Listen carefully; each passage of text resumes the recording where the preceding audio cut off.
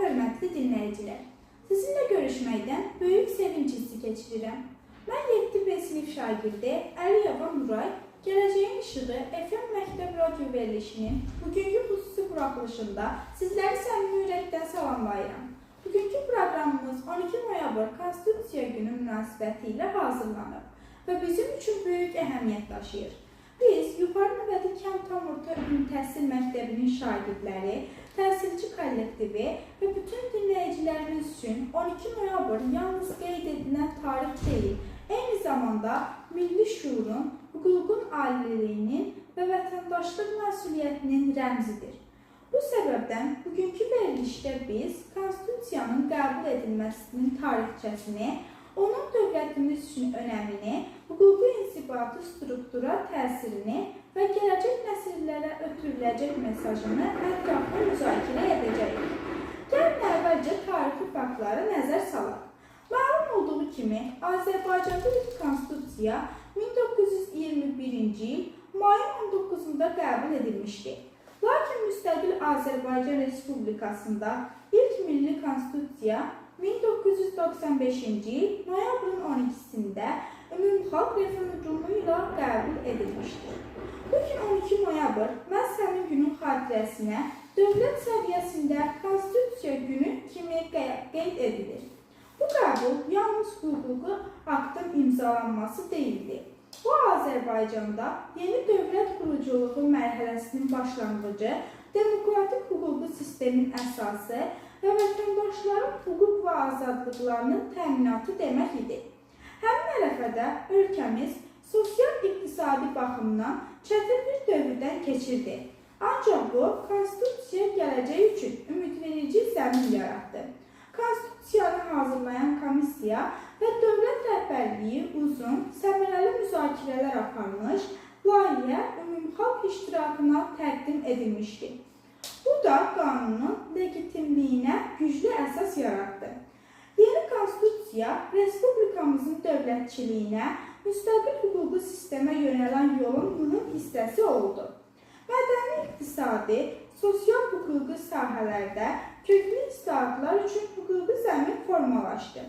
Məsələn, ali dövlət hakimiyyəti, qanunvericilik, məhkəmə hakimiyyəti bölmələri müəyyən edildi. Konstitusiyanın maddələri və fəsilləri vasitəsilə vətəndaşların əsas hüquq və azadlıqları təsbit edildi. İfadə azadlığı, seçki hüququ, mülkiyyət hüququ, sosial ədalət prinsipi və s. Bu yalnız kağız üzərində yox, real həyatda dəyişikliklərə yol açmalı idi və açdı da. Həmçinin Konstitusiyanın qəbulundan sonra ona bir neçə dəfə əlavələr və dəyişikliklər edilmişdir. Məsələn, 2002-ci il avqustun 24-də, 2009-cu il martın 18-də, 2016-cı il sentyabrın 26-sında. Bu da onu göstərir ki, hüquqi bazı sabit, lakin eyni zamanda adaptiv olmalıdır. Zamanın çağırışlarına cavab verməli, inkişaf etməlidir.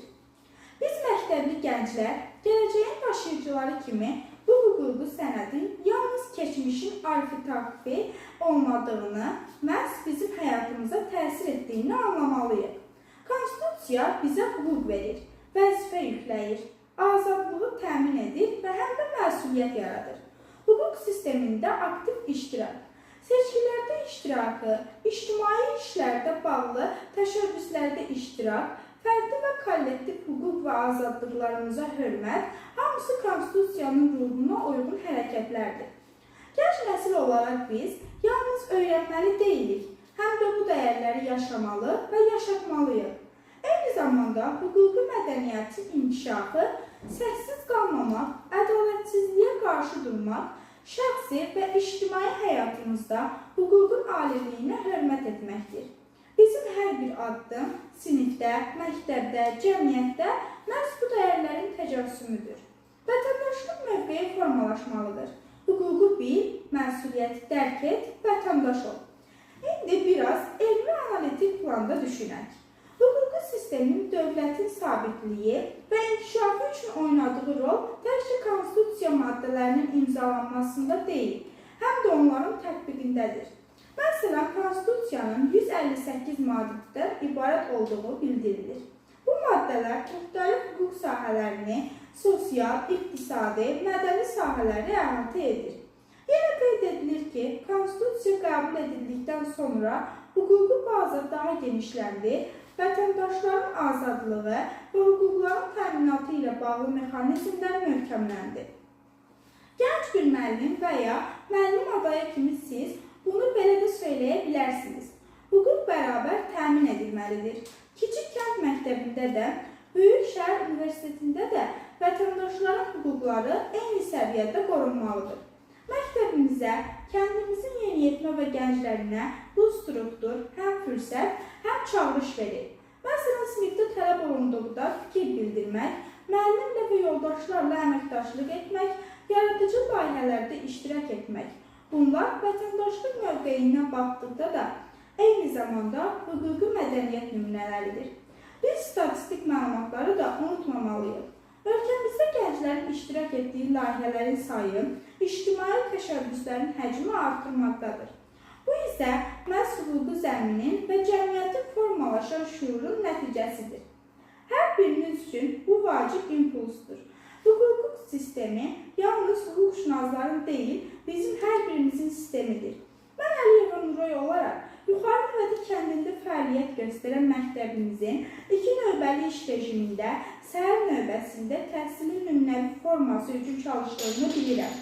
Konstitusiya günündə biz məktəbimizdə, siniflərdə, ictimai müzakirələrdə bu mövzunu gündəmə gətirə bilərik.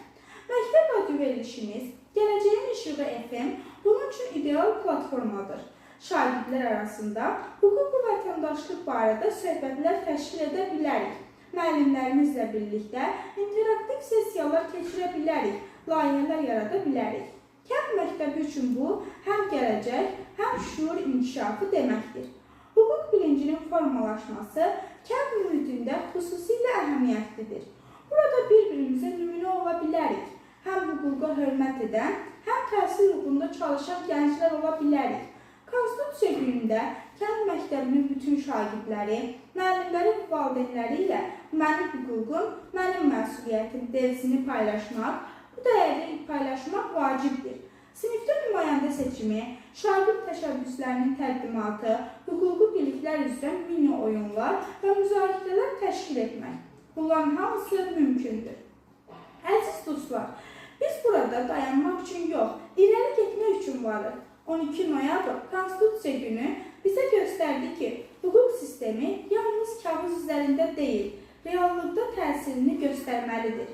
Demokratiya yalnız şüar deyil, hər gün yaşanan praktikadır.